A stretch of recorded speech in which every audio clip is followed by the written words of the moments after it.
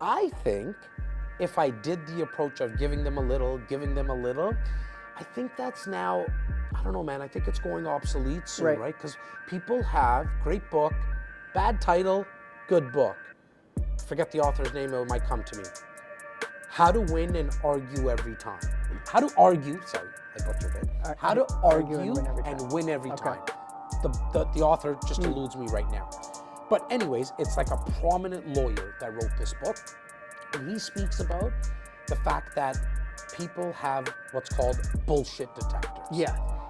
It's happening right now. And they've developed so rapidly with the internet, with everything. Just over time, now. evolution. With tech, With evolution. Buying stuff that you're only buying to fill an insecurity. Right. So some people say, don't waste money on the Lambos and the Ferraris. I disagree. From the perspective of, look, if you're a watch nut, get 37,000 watches for all I care. But if you're only getting it to fulfill an insecurity, you are going to lose. Yeah. I just want to touch on your investor comment because I couldn't agree with you anymore. Yeah. In fact, I actually still think till this day, the real estate investing community, for some reason, real estate investors, they just remember their first property and how hard it was. They don't want other people to go through it. And so, welcome to the Little Did You Know podcast. My guest today is Jas Takhar. Doesn't really need an introduction, but we'll go into it. Realtor, coach, mentor, father. What else? I like to think a good-looking Indian guy. I should have led with that. I should have led with your listeners, your viewers will be able to make that call. Yeah. I like the last thing you said, father, because that's really, for me, the most important. It's just something that I don't really talk about on socials because I leave my personal life pretty private. I've noticed that, But that's like number one at the top. And then the other stuff is really just for fun. Yeah, fair enough. I have noticed that. This wasn't even something I was going to get into, but I heard you say that before, that you made a choice to kind of leave your children out of your public life. I do the opposite. I take a selfie with my daughter every morning. But that's what I love about social media in general, Morgan, because you get to control what you put out there, On the flip side, you also get to control in what comes into your algorithm. Yeah. You know, so many people blame social media for all the negativity. Yeah. There's nobody like at Facebook and Instagram saying, okay, I'm going to send this to Morgan today. I'm going to send this to Clyde today. Like they're not punching buttons in San Francisco somewhere. You know what I mean? What's happening is whatever you watch more of is what you're going to get more of. 100%. One objective of all these social media platforms is to keep you on the platform. I think a very easy and very effective way of doing that is just to give you more of it. Yeah, exactly. So if you want to like bring more positivity in your life, just search for the positive stuff on I find it funny when people are like, man, my feed is full of, this. I'm like, yeah, because that's what you're looking for. You want to know what people are going through in their life? Take a look at what's happening in your social media. And I say that because somebody might be thinking, like, what the hell is the correlation? Well, whatever you think about, you'll bring about. Yeah, that's just 100%. How life has always worked. It's on what vibration and frequency you're on. Quickly back to like my personal life, it was really myself and my wife that made the decision of, look, I mean, I think I'm out there enough for all four of us. But at the end of the day, we just said, look, we don't want to have the kids on it right now. And I love the fact, as I mentioned earlier, we get to control what we put out there. Right, 100%. So, little sidetrack there. Let's go back to the beginning. You grew up in Rexdale. Yeah. Was this where you expected to be? Was this what was expected of you to become? No, not at all. Did I expect to be here, like exactly what I'm doing? No. But I was always quite confident that I was going to figure it out. Yep. And I think by the age of like 7 or 8 or 9, I think I knew that, I got this talent, for lack of a better word. And, you mentioned like I don't need an introduction. Actually, 99.99999% of people don't know me. And so that's just the friggin' truth, right? Where I don't want to sound egotistical to them when I say that I have this talent. It's the exact opposite of what I really truly believe, that in terms of like I probably suck at 97-98% of things, but we all have this talent. Yeah. We all have a talent. Right. That Michael Jordan, Sidney Crosby, Mario Lemieux and Troy Aikman, talent in us. I think I just found it very early. Yeah. And that was, I liked people, man. I needed to be around people. I liked talking to people. I was knocking on doors at the age of 6 and 7. I was putting up my hand in class for helping with the book sale. Looking back, it probably had a lot to do with, I just want to get out of class. I didn't like the setting per se, because I also come to learn that there's lots of ways to learn things, and that wasn't me. Definitely being born in Rexdale, north part of Toronto, for your out of province viewers and listeners, it's that area that still till this day in 2024, at the time of this recording, has a bad stigma. It's like, put your windows up and lock your doors, and I get it. I was definitely sheltered from it, though, because I have 2 older brothers, father, mother, worked a lot. Dad worked, 24 hours one day, like legit, as a taxi driver. When you work at the airport, that's your schedule. It's 24 hours, and then the next day you're off. And then he did that for, 30, 35 years. Mother, factory worker whole life, grade 4, grade 8 education. But my home was full of love, respecting each other. Me and my 2 older brothers definitely, respecting our parents. It's just kind of built in us. And so I wasn't really in that Rexdale scene from a, like whatever the negative stuff that is around there. It was probably some teachers that were telling me that I wasn't going to amount to anything. Because I didn't sit in class. I had a hard time, sitting in class. I was the kid that, can I go to the bathroom? And then I wouldn't come back. Like I did that a lot, It's funny when my staff tries to fool me. And not working. I'm like, guys, I made the fucking blueprint. I designed that shit. You know what I mean? But there was probably 1 or 2 teachers on the flip side again that said, dude, you just haven't figured it out. And that's all it takes, right? It takes one. It takes one. Yeah, for sure. So you seem to have that level of self-awareness early on? Yeah, for sure. Say, yeah? Look, some people might think that I'm exaggerating. At 12, I started knocking on doors for subscriptions for the Toronto Sun. That first week, I got paid. I don't know what it was, $30. I thought I was rich. But the act of somebody paying me for something that I thought, and it came very natural and easy to me, it didn't bother me when I knocked on doors and people said, get out of here, I don't want it. I've told you guys I don't want this. As a 12-year-old, I wasn't even really fazed by it. Not because I have some massive superpower. I think figured out early, some of these people are going to say no. But I also had someone that said yes. Okay, this actually works. I got paid. I'm doing this for the rest of my life. That's the part that I was saying. I think people are going to think that I'm at 12, I was like, I'm selling newspapers for the rest of my life now. I just learned, I learned, no, there's some more rungs on this, ladder being the sales industry. I'm going to start taking the steps. So I had the impression that your sales journey started early. I didn't realize it was that early. Very early. But incredible.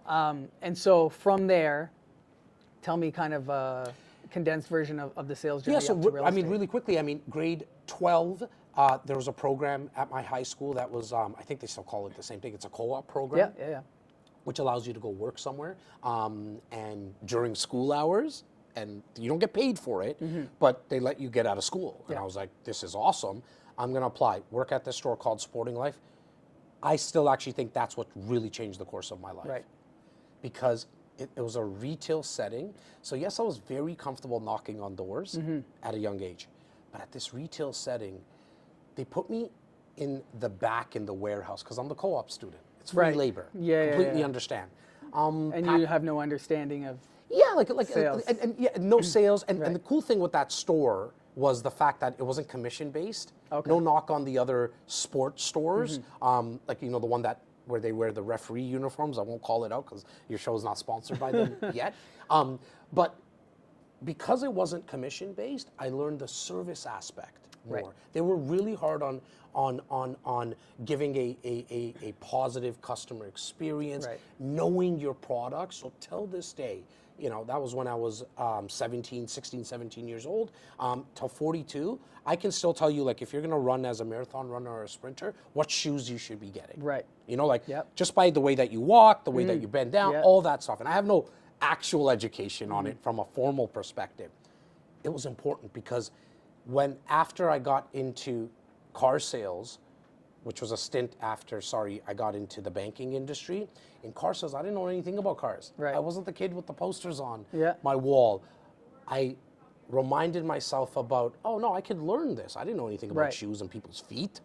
I'm gonna just apply the same habit of going to learn about all the cars, not only the cars that I sold, which was Acura, but then also learn about the competition. Yeah. Because I wasn't a car enthusiast. If someone came in and said, look, I'm looking at an Audi, I never knocked the Audi, Yeah. but I knew where it was lacking compared to the strengths of the Acura. Okay.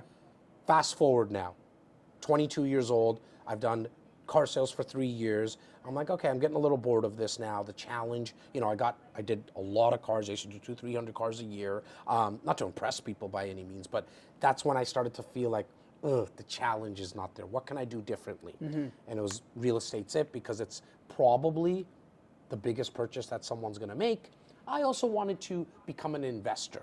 I wanted to, because my parents never had that education. Yeah. Nobody taught them that. I saw people owning properties and renting them out, and I was like, oh, this is awesome. I get to mash both of these passions that I have in terms of selling as well as wanting to invest. For me, it was like a no-brainer. Got into it. I've been doing it for 20 years now. So I want to touch on something you said there. Before you have the product knowledge, you're going in, there's a certain element for sure within sales that no matter what you're selling, right, you can find a way to connect with people. And this is perfect for people getting started in real estate. What can you say to someone who may not have the product knowledge? They didn't grow up a house guy or whatever, what can they do getting started without the product knowledge, but they have that drive to go and make sales? I mean, in 2024, Morgan, listen to podcasts like this, Yeah. watch podcasts like this. Back 20 years ago, you had to go to Chapters and the bookstore to go pick it up. There was no, specifically if we're talking like real estate and wanting to get into the world of investing, there was no like meetup groups. I definitely didn't know of any, if any did exist. There was no YouTube. Yeah. There was no social media. So now it's a matter of figuring out what you want. So let's call it real estate. Yeah. If you want to either sell real estate as a realtor or you want to become an investor. There is so much knowledge out there that's given for free. Right. Correct me if I'm wrong. Are you charging people to watch this or listen to this right now? It's free. Yep. Now, you might, as a viewer or listener, not agree with everything that Morgan's saying or what his guest is saying, but I guarantee you, there will always be one nugget that you can take from a 30, 45 minute, 2-hour conversation, just like every conference that I've been to. And that's how I had to get my knowledge. I had to go to the seminars, I had to go see Anthony Robbins. All of that stuff, my hopes back then and even now, doing this podcast with you right now, it's always the same thing. You know what? I'm going to learn one thing about Morgan. Like, I didn't know where you're from. Off air, we were talking about it, right? I don't know if people know where you're from, but I'm like, oh, wow, I own investment property there. Yep. I actually lived 7 minutes away from you. Like, just that is cool, and now I'm going to connect you with somebody else, hopefully, and all that stuff. I love you that. just never know what comes out of these, out of these teachings, and so to say that I don't know something and I'm just not going to try it and I'm going to give up, I personally, like, without sounding again too harsh for people, I think it's just a loser's mentality, because in today's day and age, there's no excuses, man. You want to pick up a new skill, a new habit, a new strategies, new tactics. It's all out there. I mean, there's an amazing site that maybe not everybody's been on yet. It's called Google. You literally type in, I want to learn more about real estate investing in Toronto. Enter. Now, the issue and the problem is that you're going to get 57 billion hits. Like, you're going to have now you got to decipher and you got to figure out, okay, this, do I connect with this guy? I really like Morgan. I'm going to reach out to the guy. Like, you can DM Morgan right now and pick his brain. Now, if he has the time and he decides to do it or not, he might not have time. Let's go down that path really quickly, because I hear this all the time. Well, I DM'd 10 people and they didn't get back to me. So they're busy. Go DM another 10. Someone's going to reply back and say, yeah, man, like, I'll do a 5-minute Zoom with you. You can pick my brain. Especially people that are doing very well. It works weird. Yes, they're busy. It's funny how that works. But somebody who's gotten to a place where they've acquired financial wealth or a lot of knowledge. And generally speaking, people who are older as well, because maybe you just kind of start to think there's a finish line now. Yep. You want to give it away. Yep. And so don't be afraid of just cold DMing people, knocking on people's doors, reaching out to people. You will be surprised how many will reply back. Case in point, I appreciate your time. I know you're a busy guy, so I want to thank you for your time, and thank you for getting me to start my podcast. Oh, I didn't. Where did that happen? You just got to remind me. Like, was it me who said like get a podcast started? I know we spoke at an event, but I came to one of your little sessions here. Okay. And you were talking about the importance of social media, the importance of podcasts. It's something I'd been thinking about. I had done a podcast previously in my music career life, so something I was familiar with. But you pushed me to actually do it. That means a lot. So. That really means a lot. And then I saw you at the Wealth Genius event recently, and let you know that was, you were the reason why I started it. So thank you for that. So You're exactly welcome. what you were saying. And I was just a voice. Yeah. You know what I mean? Yeah.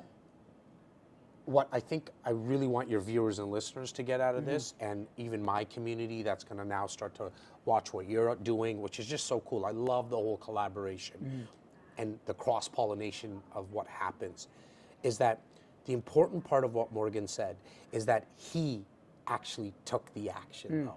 I've probably mentioned to at least now in the last year alone, 20,000 people I've either spoken to at an event, I've done a Zoom with them, or done some type of webinar, and I've done that similar talk. Right. There was 700, 600 people at the event that you're talking about at Wealth Genius. Big shout out to Alfonso and the whole Wealth Genius crew.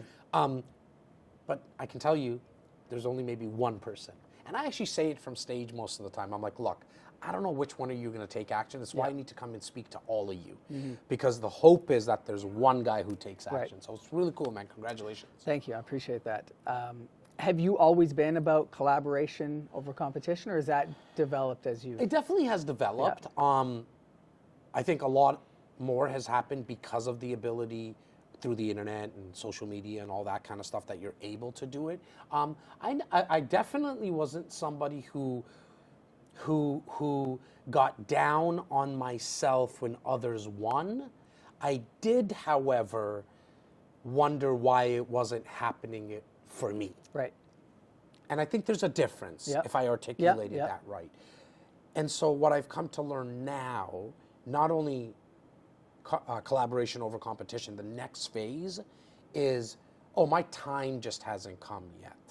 And so now it's more about, I'm not even wasting any time on anyone else in terms of what they have and they don't have. Okay. I'm here to do podcasts like this, do talks, put out 4, 5, 8, 9, 10 videos a day sometimes my team and I do, in the hopes that we're inspiring people. And it's why I love with what, you came back and gave me the feedback about getting your podcast started. But I spend very little time now on comparing myself. Like it really is, for everyone else, it's the thief of joy. It's a poison because of the fact that you're wasting time. The minute that you're giving and thinking about what someone else has or doesn't have, and side note, there will always be people who have more than you. Yeah. Always. There'll also be people who have less than you. Yeah. What they eat doesn't make you go to the washroom. You know what I mean? Yeah. So why spend any time there? Why not take that minute, and for most people it's like hours, days, months, years of comparing themselves to other people. Take all that time and start executing on your own dreams and goals. Yeah, absolutely. And that's the reason why, like you said, out of 700 people, one will do it, the rest won't, because they're worried about that. Yeah, and I also think that, and really not to cut you off there, but I think a lot of it also has to do with just the fear of being judged. Yeah. That now. So when you asked me about the collaboration over competition, like I had a little bit and I developed, but the fear of judgment, that was at an all-time high for me, man. Okay. Out of 100, it was 130. It's why I probably didn't get started as early. In fact, it is why I didn't get started. Right. It's also, when I started a podcast 5 years ago, I did audio only. Yeah. There's no way. Like, Now look around, like there's 3 cameras. My boy Clyde behind the camera there, he's going to be using his camera, his phone. I need 7 cameras on now, you know? Yeah. Because I realize what I can do with the content. But at the start, I completely understand when people say, no, man, like, I don't want to get started. The way that I look, the way that I sound, all the insecurities start to show out. And I think the big one, and I didn't get this until my business partner, Laura Stewart, kind of mentioned it to me, maybe because it was from a female's perspective, I don't know. But she always said to me, she's like, you know what, Jas? I'm not going to get started because who the hell wants to listen to me? I think that was the big one. Yeah. I didn't know that it was what I was probably thinking as well. But then you come to realize, you know what? You probably will attract some people that want to hear your story.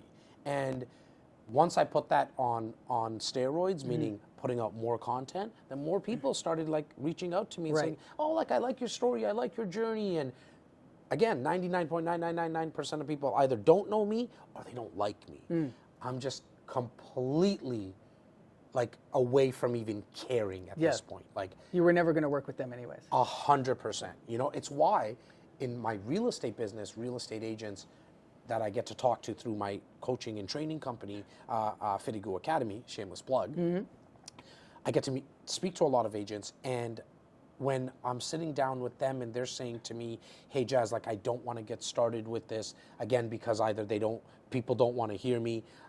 I get it, man. Like, I completely understand. I just say start with the strategy of ready, fire, aim. Right. And then, because if you pull the trigger enough, you'll also realize what you're good at, adjust along the way. And you'll also find what's not working, adjust along the way. Correct me if I'm mistaken, though, but you were almost kind of forced into a position to start being the face of your company. Yeah, man. Right? My partner, Simon, passed away tragically. You know, on paper, he would have been my business partner. He was way more than that, way more than that. He was my mentor. I have 2 older brothers, as I mentioned. He was my 3rd older brother. And I say that and emphasize that because the way that I look at my 2 older brothers right now is with a lot of respect. Like, I still don't really, you know, talk back to them. It's just the way that our relationship is, right? We disagree and all that kind of stuff. To have someone that I look at like that, that's hard. Like, you're not blood, period. Like, my brothers are my blood, but I looked at him like that. And he took me under his wing. And it kind of comes full circle to what we were saying earlier. It was just like a cold reach out, man, that I did. Okay. And 78 other people that week said no to me. Right. He said yes. Yeah. For 13 years, he took me under his wing. Right. And he tragically passed away 6 years ago. And he would probably be doing this. I didn't even like this stuff. Because of the insecurities, and just I was like, what is all, like, I don't need to do this. I like being the sales guy. I like calling people one-on-one, talking to them. And when he passed away, we had a database of a community of about 3,600 people. I needed to reach out to them. Yes, we did the 1-by-1 phone calls, all that kind of stuff. But then I heard this word called podcast, and I was like, oh, it's a cool medium. Let me use that. I started with audio, didn't want to do the camera, got into the camera. And that grew our community now. It sits at 12,632 names 6 years later. Yeah, amazing. So have you found that the industry has kind of changed in terms of sharing information, in terms of, you found a mentor, and that's great, and that's always been a thing, but I don't know, I'm genuinely curious. I know amongst the investor community, there's a lot of sharing of information, of let me show you how this is done. I'm curious in like the real estate sales side, has it always been like that, or was it more of gatekeepers back in the day? And I just want to touch on your investor comment, because I couldn't agree with you anymore. Yeah. In fact, I actually still think till this day, the real estate investing community, because I'm not really part of the stocks and mutual funds and that kind of community, but so it might be the same. But 1,000% the real estate investor community, and at the start I was dumbfounded by it because of the second part of your question. For some reason, real estate investors, they just remember their first property and how hard it was. They don't want other people to go through it. And so as someone who might be thinking about wanting to get into investing into real estate, I know you might think that everyone's going to hold their best to their chest. I promise you, it might not happen the first meetup you go to, the first Facebook group that you're part of, but I guarantee you, within the second or the third, there will be investors who share not only their stories, not only their journeys, but literally the property that they're thinking about investing into, because they might need your help to raise capital. But they also give you all their what I call service providers, which is all the connections. The kids are not going to know what I mean when I call it a Rolodex. A Rolodex used to be this little fucking windy thing that used to have everyone's phone numbers. Now it's the connections on this device. Real estate investors will share all the best mortgage brokers, the insurance brokers, home inspectors. So please get started with going to these meetups. You will be astonished by the connections you make. And their mistakes. They'll share their mistakes. Yeah, because they don't want you to hit your head against the wall. It's this invisible thing that happens. And I know it kind of sounds foofy-faffy, like what are you really talking about? Just go. And experience it for yourself. To your point, and you said it bang on, Morgan, like it's not just the successes, it is the failures. Because they don't want you to go through it for whatever reason. I've kind of filtered it down, and maybe you have a different thought around it. I think it's because we all remember the first property. You remember the shaking of that agreement of purchase, like signing that at EPS, and you're like, you know what? I don't want Bo to go through that. I'm going to help him out and give him all my best strategies and tactics. When it comes to real estate, the real estate business, the exact opposite, probably 5 to 7 years ago. The exact opposite. Every door in a real estate office, as I say I know I'm painting everybody with the same brush, 99% of the doors were all closed. Because, and I understand why. Well, I'm not going to give you my best strategies because we're in the same market. Like, I'm going after the same client. In the last 2-3 years, there has been a shift. I think more people are just in general, humans in general. And maybe this is because of who I surround myself with, going back to what you put out in the world and what you look for in social media is what you're going to get. I just have noticed more people coming from an abundance mentality than a scarcity. I'm curious what that shift would have been. If it's just the internet and it's all out there now, or I think so, right? Like, I can tell you from my perspective, Morgan, like I've always, so in my real estate business with my clients, I teach people how to sell their own home. I've been doing that for 17 years. Not exactly in the first 3 years, but like 3 years later in the business, we figured out, let's just teach people how to buy on their own. Let's teach the public how to sell on their own. Why? Because when we looked at the previous 50 years of data, only 2% of transactions that happened in real estate were done with people doing it on their own. Meaning 98% of the transactions were done with a real estate agent. Why don't we just teach people knowing that they'll never do it on their own? When I got into real estate, in terms of coaching real estate agents and just being in the business a little bit longer, I was just built from that ilk, which was, I'm just going to give you the information. The truth is, I know you're not going to do anything with it. Anyways, again, going back to what we said about the 700 people that were at that event, one started a podcast. Because I can tell you, I believe if there was more people who started a podcast from that event, they would have DM'd me. They would have messaged me. They would have said, come on the podcast, right? And so, like I think in the last 2-3 years, though, there has been a shift, and it is because of the internet and social media, because now all the information is out there. So as a real estate agent, you can find out how to generate more leads, how to build a system around a CRM, how to do educational events, how to do more content. And so I think it's very prudent, as any business that you're in or starting, give away the farm. And there used to be a saying back in the 80s and 90s, maybe in the 70s, don't give away everything, because you need the customer to come back to you and ask you more questions. No, it's different now. They go on that site, YouTube and Google, they'll get all the information. You might as well be the person in front of it. Yeah, it's true. Although I will say there is an element of that still, allowing people to, have a webinar, give you some of the information, and then get you down the funnel where you get Yeah, the base of it. yeah, and from a strategic perspective, I see a lot of people still do that. I try not to. It probably hinders some of, like, Yeah. if the guys and gals that do it with that perspective, like they give you a little bit on an email, then give you a little bit more on a webinar, and then they sell you something, they might look at my business model and say, dude, you're doing it wrong. That's why we're doing more sales than you. I could care less. I might not be doing anything right. I know I'm doing everything based on what's right for me. Right. Let me say that again so everybody kind of heard it.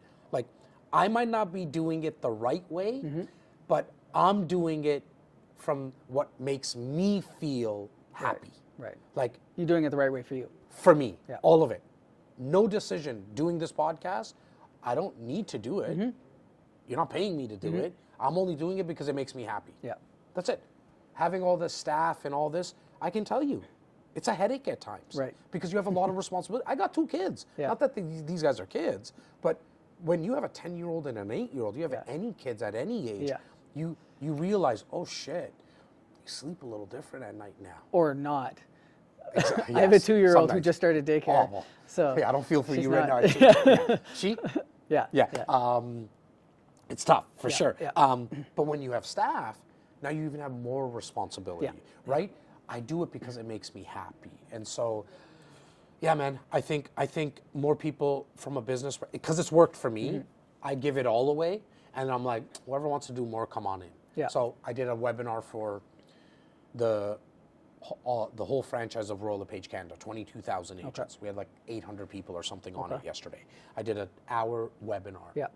I gave away all my top stuff. Like I didn't hold back anything other than because I come with the energy, I forget stuff. You've seen me do events, like I don't do PowerPoints. Right. I can't read. It's tough for me to read and talk at the same time. That's not me. Some people are amazing at it. And out of the 800 people, I don't know, I think I have like 300-400 people that reached out either by email, DM, started following my YouTube page from yesterday. Within less than 24 hours, because I think we did that in late afternoon, Clyde, right? Yesterday's webinar was in the afternoon. So less than 24 hours, half the people have reached out to either wanting to get to know more about programs, stuff that actually makes the money, or just want to come into what we call Jas Takhar's world. Right. They came into my world on social. I think if I did the approach of giving them a little, I think that's now, I don't know, man, I think it's going obsolete soon, right? Because people have great book, bad title, good book. Forget the author's name, it might come to me. How to win and argue every time. How to argue, sorry, I butchered it. How to argue and win every time. The author just eludes me right now. But anyways, it's like a prominent lawyer that wrote this book. And he speaks about the fact that people have what's called bullshit detectors. Yeah. It's happening right now. And they've developed so rapidly with the internet, with everything. Just over time. Now. Evolution. With tech, With evolution. People are doing it right now. Yeah. They're like, this guy, Jas, he's full of shit for whatever reason. And then there's other people saying, I kind of like him. I like his energy. I like his style. I like what he actually has to say, right? And so because of those bullshit detectors, when you go through that process of giving a little and then a little and a little and then dripping them, I think people already know, man. They're waiting for it now.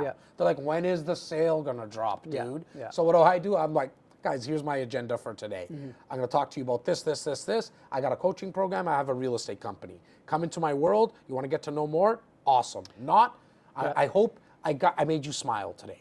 That's it. I think that's refreshing because, like you said, we're so used to, we're waiting for it. Where's the pitch? Where's the pitch? And when you're not doing it, they're probably like, wait a second. Yeah. What's this guy do? This guy must be pulling some. See, this is what and so being strategic now, it actually works in your favor because I'll just allude to that event because that was probably a month ago or something, right? Yeah. It was actually on my birthday, exactly. So a little over a month. Because I said nothing to sell. I didn't sell anything. I think I had like, I don't know, you saw it, maybe you were there after, out of the 600-700 people that were there, hundreds came after, let's take selfies and do all that. because I had nothing to sell them. They're like, what the hell is this guy really up to right now? And so you throw that curveball. Yeah. Right? And it's important, using a baseball analogy, you throw fastballs Yep. all the time. You throw one pitch, unless you're like Rivera from the Yankees back in the days, like he had one pitch. Nobody could hit it, but he's the only guy that could ever have done that. So he's an outlier. Everyone else, you throw a fastball, these hitters are going to knock it out of the park all the time. They know what's coming. Yep. So that curveball being sell nothing. Let them come into your world and then kind of go from there. Yeah. I have a feeling you probably had a lot of specific questions you want to ask, but I generally No, take people on I tangents prefer to just let it flow. Cool. But I had some notes here, but my screen has gone black now. Anyway, so we're good. I am curious about you talked about having a team. I'm curious about building a team and kind of any advice. Yeah, start with one. Yeah. It really is that basic. Yeah. Admin. Yeah, I think, for me anyways, in my real estate business, and I think this would correlate to majority of entrepreneurs in general. I think the sole purpose of a business owner, entrepreneur, real estate agent is to bring in business. Yeah. We mix it up with needing websites and having space, and like all that stuff is important. I get it.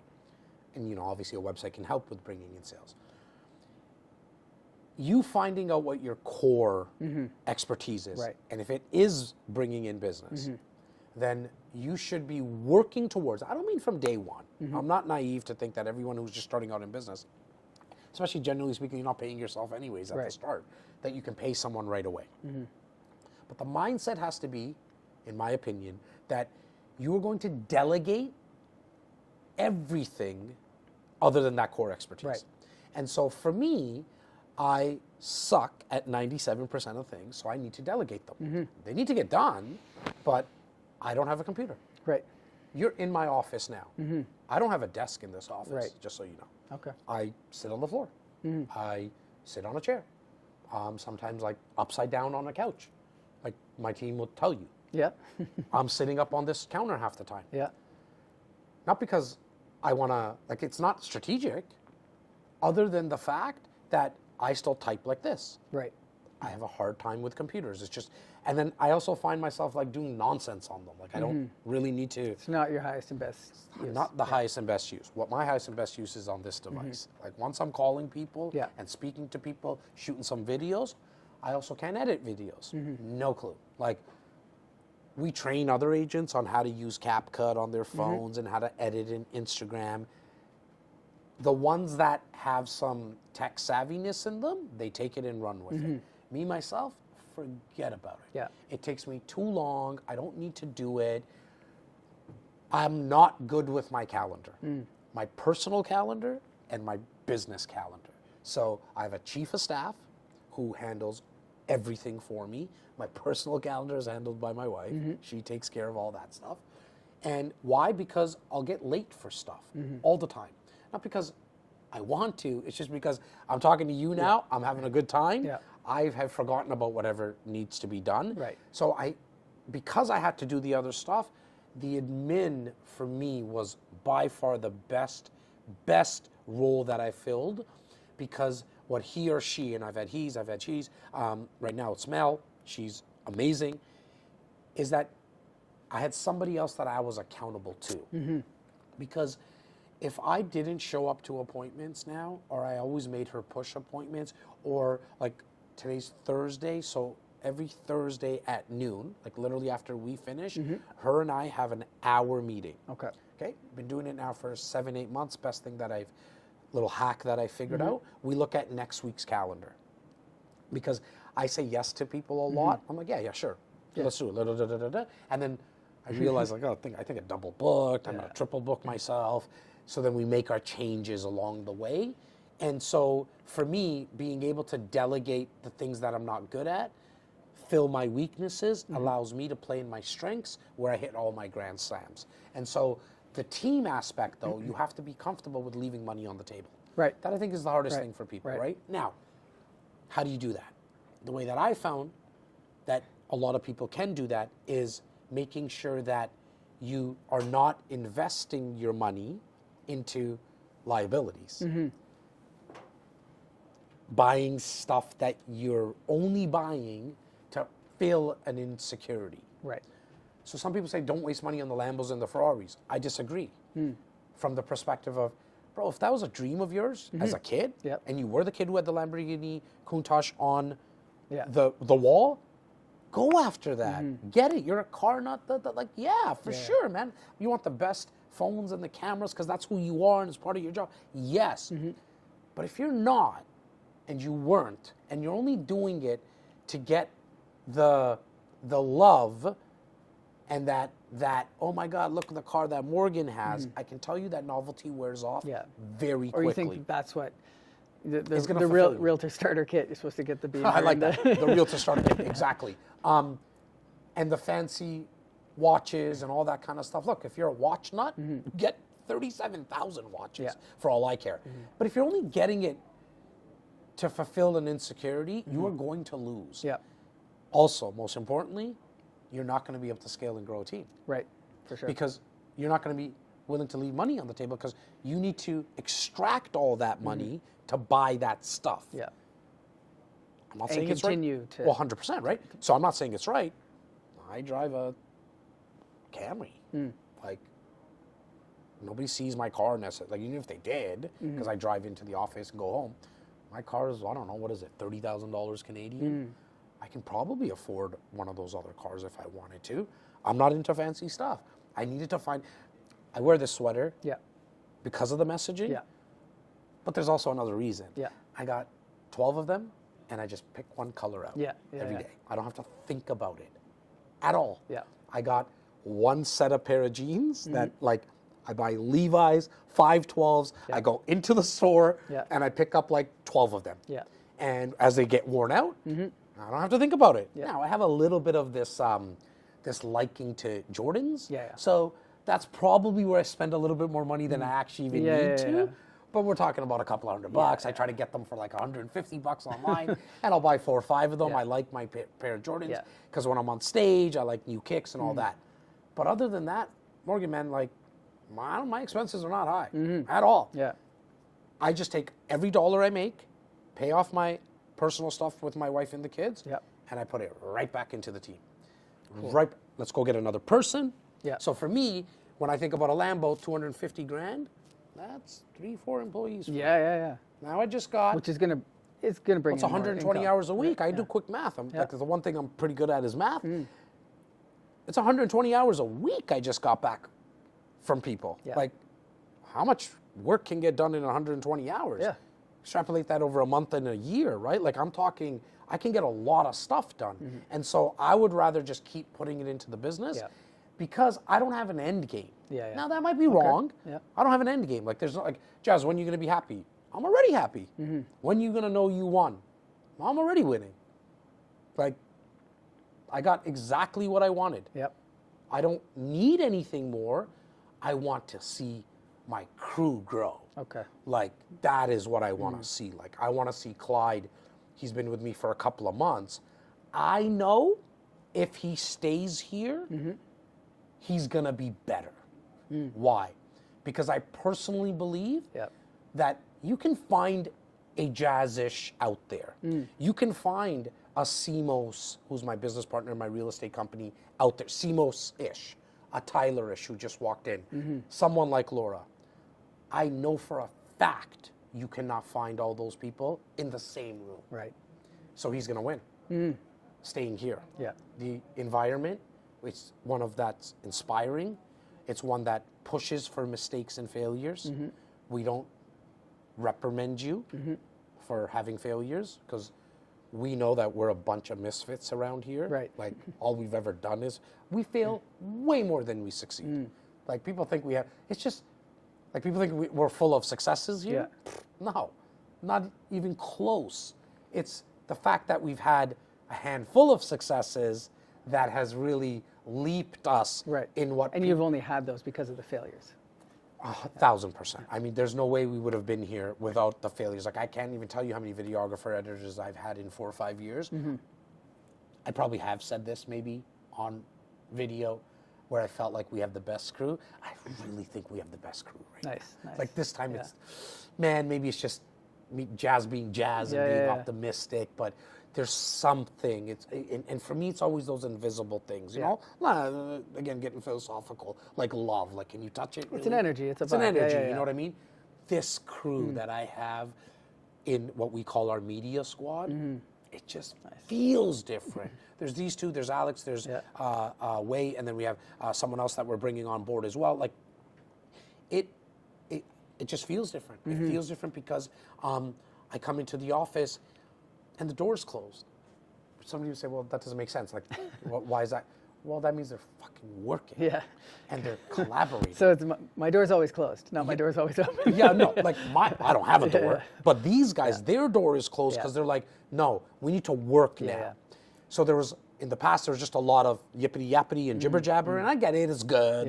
It's good for our culture as well, and I get it. But don't think that we're just having fun here all the time. There's a very important word, and it's called work. Yeah. Like, you have to work. You won't last here if you don't, because if you don't work, you're not going to grow. Yeah. Like, I'm into a lot of philosophical mindset stuff, but there's one thing that I learned from my dad and mom. You work. Like, you have to put in the hours. That matters. That matters. Now, what happens in those hours doesn't matter as much. What do I mean by that? If you're failing and you're making mistakes, don't worry. We're going to fix that stuff. You're putting the reps in. Put the reps in. Put the reps in. Put the reps in. It's with videos. Like, I'm still trying to find my first video. I don't know where it went. Like, my first 10 sets of videos. Because I really want to show people. Like, look at me, bro. Like, I stuttered so much. I kind of have a stutter already, but you could tell how nervous I was. Inside, I can tell you I wanted to puke, for sure.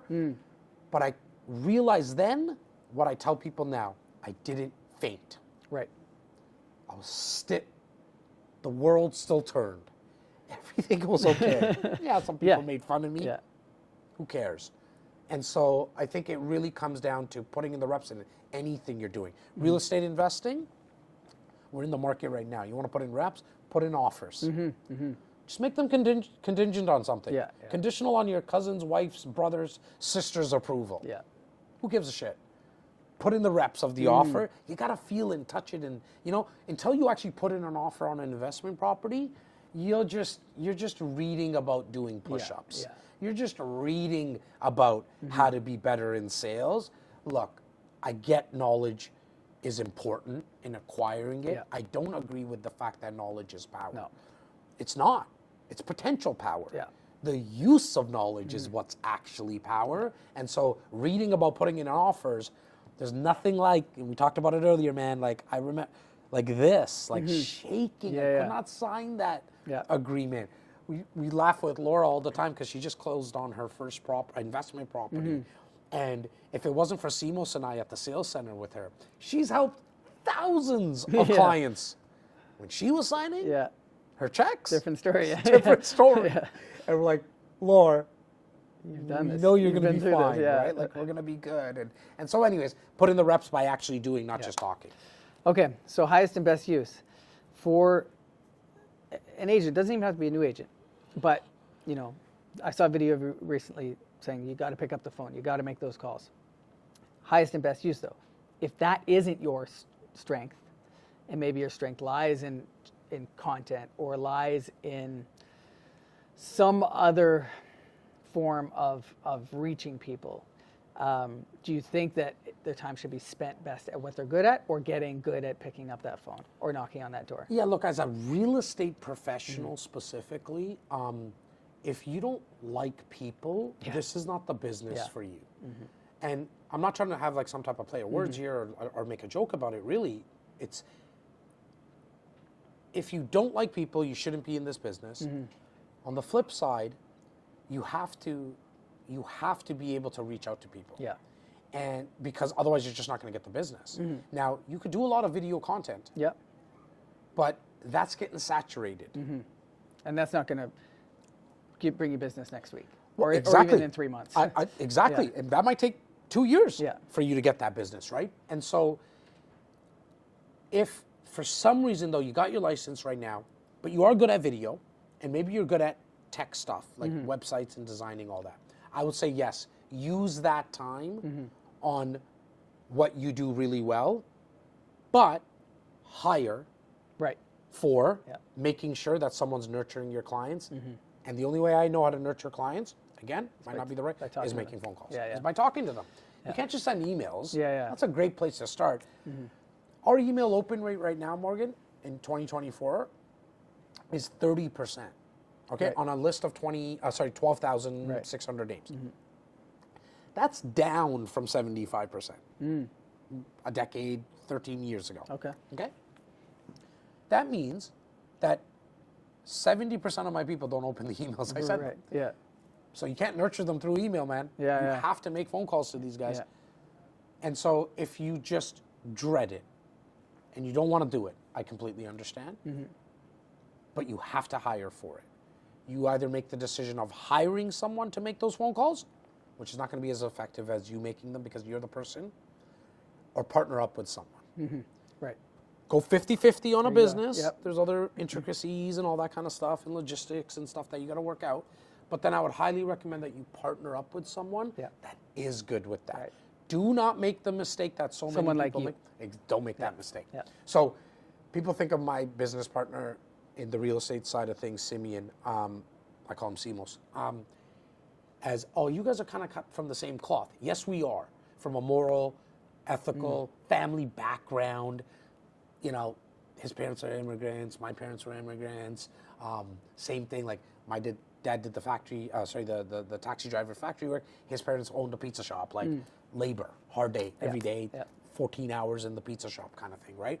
Cut from the same cloth in that sense. Our skill sets are completely different. Completely different. Complementary. 100. I truly believe Simos is one of the best email writers in the world. Not from necessarily a marketing perspective, not like mass marketing. He's good at it. That's not really what I'm talking about. If we need to write an email to a client, one-on-one, a partner of ours in the, like, service providers, articulating, like, he can take this video, take the audio, get it transcribed, and write a kick-ass email better than majority of people that I've ever come across. That's a huge skill set. I suck at it. You'll have 57 spelling mistakes. I just figured out you are, your apostrophe. I just got there. So I'm there yet still. He is amazing when it comes at operational stuff. The best example I use with him and is, and it's in real life, he loves to cook. I like a barbecue and that's about it. And around the kitchen, I'm not good. But I love going to the grocery store. I actually really do. There you go. I don't know what it is. It's like vacuuming. Therapeutic, right? It's like vacuuming to me. I love vacuuming. It's the weirdest thing. I just like it. It is therapeutic. I'm in my own thoughts. I do dishes like that. Is it perfect? That's your thing, right? Like, I'm not a dish guy at all. It might be just because my wife doesn't. And you made it into something that's therapeutic. No, but it's natural. Put on some headphones. Yeah, exactly. So I love going to the grocery store. With Simos and I, it's like in our business, I generally bring in the groceries. He cooks them. And love that. You know what I mean? My business partner in the coaching company, Laura, we could not be any more different than we are. Why? She's not, like, I don't think she's at a sales job. She's a real estate agent. She's licensed and she practiced. That's not her strength. Her strength is building a system. So this whole office and the way that it kind of moves, it's my energy. It's what I would kind of like to see. It's her on paper. I can't put that stuff on paper. I'm just not good like that. I can talk it out with everyone. So I bounce around. How's your day today, Clyde? What happened last night? How's the girlfriend? Bo, how's it? I'm that. She, very personable and stuff, but that's not really her skill set, right? She'll just have like the SOP and the system and, okay, it goes to Tyler first and then the call goes to Nahal or CSR. She has all that, right? And so go with a partner that is going to be complementary. I know it's going to be hard. We butt heads all the time. Myself and Simos, myself and Laura, all the time. We just have one underlining thesis. You have a lighthouse. You We have know where you're going. Our North Star. Yeah. Within us Yeah. is we just respect each other. 17 years I've never told Simos to F off. He's never told me to F off. Same thing with Laura. Right. Laura and I, 10 years. Yeah. And everything other than that, we're allowed though. Beat me up. Right. I'm going to beat you up. Right. Devil's advocate, everything that we do, all of it. And that's where all the goodness comes from. Cool. The shirt, you mentioned it. Can you tell me the story Yeah, man. behind It was, as I mentioned earlier, in terms of why I wear it, because of the messaging. It says "You are enough" for those who can't see it. Somebody who's maybe can't see taking it. their dog for a walk right now and listening to the Yeah, podcast says you are enough. I just was told by so many of the teachers that I wasn't going to be able to get past high school even, which I did. Right. Never did anything after that though. So maybe they were right a little bit anyways, but I wasn't really going to amount to anything. I was probably in the principal's office. You know, I'll underestimate the numbers so it doesn't sound like I'm exaggerating. I'm going to say at least 2-3 times a month. Okay. Once a month, my parents got a phone call, a letter sent. My dad, though, would always tell me that you're enough. You got the skills. I love you. Nothing changes. We're going to figure it out. Just try a little harder. Right. I know you're not trying. It's impossible. You're not trying enough. Yeah. Just try a little. So you never let me get away with it. Right. The punishment came from my 2 older brothers, really. That's where that came from. But my father was always that voice in my ear. Worked all day long, but still, like till this day, it's not like I sit here and say, oh my God, I didn't have a good setting in my family or I wasn't loved. It was the messaging that my dad told me, like, you're enough, man. We're going to figure this out. Just keep going, but try a little harder. Yeah. And now I think it's my responsibility. I don't have another word for it. It's my responsibility now because my cup it's no longer full. My cup is overflowing. Right. I told you I'm happy. I got enough. Like, man, I wake up in the morning, 2 boys are safe, wife's good. All this other stuff is really a bonus. I truly look at my day like that. I think it's why I get so much more in terms of positivity. I have people like you coming over to my office, big smile, positive. I can feel the energy from you. The cup's overflowing. I want to give it to more people now, man. I want to inspire as many people. The T-shirt underneath says "I got enough." I should, man. What is this T-shirt? This is for everyone else. You are enough. Yeah. And then one inside. Yeah, I think self-talk's important. Yeah. I really think the T-shirt doesn't say that, but self-talk is very important. That person that jibber jabbers to you all day long, if you don't find ways of that person speaking positively to you, they're going to speak negative. And the law of vibration is at work at all times. Doesn't matter if you believe it. I listened to a lot of Bob Proctor, so I was blessed enough to have Bob Proctor on the podcast 2-3 months before he passed it's incredible. away. That was one of the things I wanted to talk about some of the guests. You've had amazing guests, and who were some of your favorites? But Bob was one of the top, man. yeah. Bob was one of the For top. sure. I loved his teachings and that law of vibration stuff. It doesn't matter if you believe it. Yeah. It's like the It's law of happening gravity. either way. Yeah, exactly. Like- you can't ignore it. Like the law of gravity, no matter what, It's going to happen. is at work. Yeah. Whatever you put out, you will bring about at all times. So if you're not in a positive place right now, you need to get there by surrounding yourself with people that are positive and listening and watching things that are more positive. Yeah. Cool. I want to thank you so much. Last thing, it's called the Little Did You Know podcast. So is there something you can share that people may not know about you? I think that in terms of business, just to kind of, what we were talking about and stuff, Morgan, how much I don't know what I'm doing.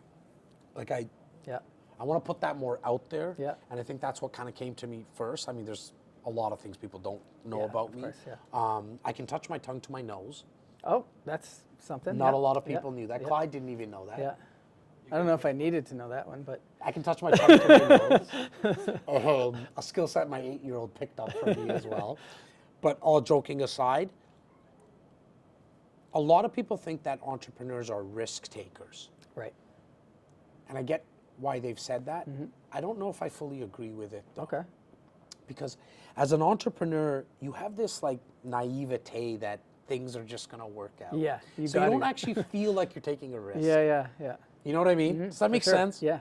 And for me, I think what a lot of people don't know is that they think I have it figured out. Right. I Yeah. don't. No. I don't. I don't know a lot of what I'm doing. Mm-hmm. I think what's made me a little different though is I'm going to keep trying. Right. I just truly believe in my heart of hearts, I'm going to have more longevity than most people because I don't have an end game. Right. Like, I'm not trying to get this business to $100 million in revenues. Yeah. We get there, great. We don't, who cares?